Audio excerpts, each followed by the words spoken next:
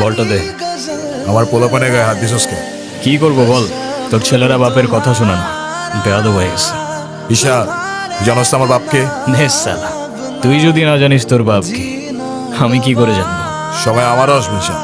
হ্যাঁ আসবে তো, অবশ্যই আসবে। আর কুত্তেকা দিন আতা ভাই, ঢোমারি তোরও আসবে। ভাই তোমার সাথে একদম দেখা করতে আসছে। গিয়ে বল ভাই বিজি, পরে আসতেছে। তোমার মা আসছে ভাই।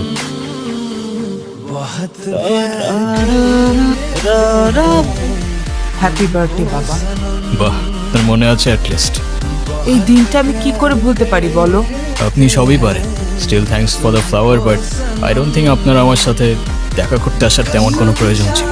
আমি তোমার মা ঈশান, মায়ের সাথে কেউ এভাবে কথা বলে? সরি, বাট আমার মা আমাকে অনেকগুলো বছর আগেই ছেড়ে চলে গিয়েছে।